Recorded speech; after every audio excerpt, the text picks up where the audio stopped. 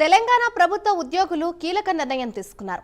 వరద బాధితులకు సహాయంగా ఒక రోజు వేతనం విరాళం ఇస్తామని ప్రకటించారు. ఉద్యోగుల జేఏసీ దాదాపు 100 కోట్ల విరాళం ప్రకటించింది.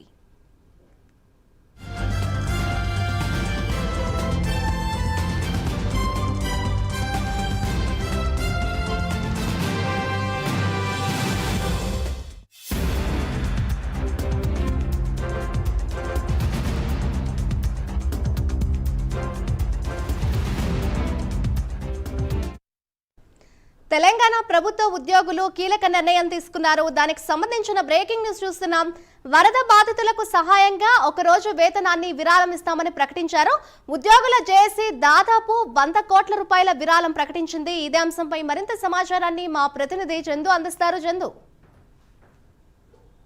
గత 4 రోజులుగా తెలంగాణ రాష్ట్రంలో భారీ వర్షాలు కురిసిన నేపథ్యంలో ముఖ్యంగా ఖమ్మం, మహబూబాబాద్, నల్గొండ జిల్లాలు బాగా దెబ్బతిన్నాయి. ముఖ్యంగా ప్రాణ నష్టం, అదేవిధంగా ఆస్తి నష్టం జరిగింది. ఈ నేపథ్యంలో ఇప్పటికే దాదాపు 5,000 కోట్ల నష్టం జరిగినట్టు కూడా ప్రభుత్వం ప్రాథమిక అంచనాలు వచ్చింది. అయితే దీనికి సంబంధించి పెద్దల సంస్థలు అదేవిధంగా అందరూ ముందుకు రావాలని కూడా సీఎం రేవంత్ రెడ్డి పిలుపునిచ్చారు. ఈ నేపథ్యంలోనే ఉద్యోగ సంఘాల జేఏసీ కీలక నిర్ణయం తీసుకుంది. ముఖ్యంగా ఒక రోజు 3 వేతనాన్ని ప్రజాహితులకు అందజేయాలని ఉద్యోగులు జేఏసీ నిర్ణయించింది. ఈ క్రమంలోనే ఈ రోజు మహబూబాబాద్ లో సీఎం రేవంత్ రెడ్డికి 130 కోట్ల చెక్కును అందజేయాలని ఉద్యోగ సంఘాల నాయకులు భావిస్తున్న బయలుదేరి జరిగినట్లు కూడా మనకు తెలుస్తోంది. తెలంగాణలో అన్ని ప్రభుత్వ విభాగాల్లో ఉద్యోగ తరఫున కూడా నిర్ణయం తీసుకున్నట్టు కూడా ఉద్యోగ సంఘాల జేఏసీ నేతలు చెబుతున్నారు. ప్రభుత్వంలో భాగంగా ఉన్నటువంటి ఉద్యోగులు వరద ఖర్చు సంబంధించినటువంటి ప్రాంతాల్లో ప్రత్యక్షంగా సహాయ చర్యల్లో పాల్గొన్నది పాటు ఒక మూల వేతనాన్ని కూడా ఇవ్వాలని కూడా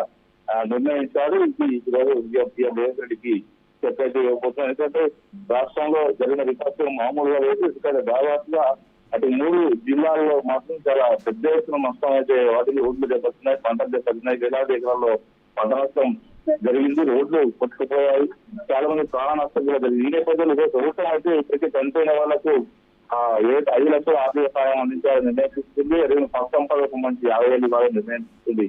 ఈ నేపథ్యంలో ఇప్పుడు ఉన్న వాస్తవ పరిస్థితుల్లో ఈ సహాయం అందించాలంటే కొంత ఇబ్బందికర పరిస్థితి ఉన్నది. ఇప్పటికే కేంద్ర దృష్టికి కూడా ఈ అంశాన్ని చెప్తుంది. కేంద్రం సహాయం చేయాలని కోరుతున్నప్పటికీ కూడా ఇటు స్వచ్ఛంద సంస్థలు అదేవిధంగా పారిశ్రామికవేత్తలు ఇంకా సినీ ప్రముఖులంతా కూడా ముందుకు వచ్చి విరాళాలు అందజేయాల్సిందిగా కూడా ఇప్పటికే ముఖ్యమంత్రి కోరిన నేపథ్యంలో ఉద్యోగ సంఘాల జేఏసీ కీలక నిర్ణయం తీసుకుంటే మరి సినీ పరిశ్రమకు సంబంధించినటువంటి వారు కొంతమంది దాతలు కూడా ముందుకు వస్తున్నట్టు కనిపిస్తా ఉంది.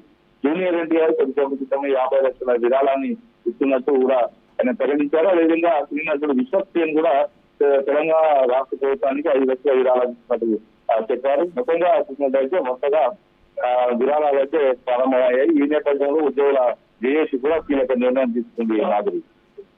Thank you Chandu.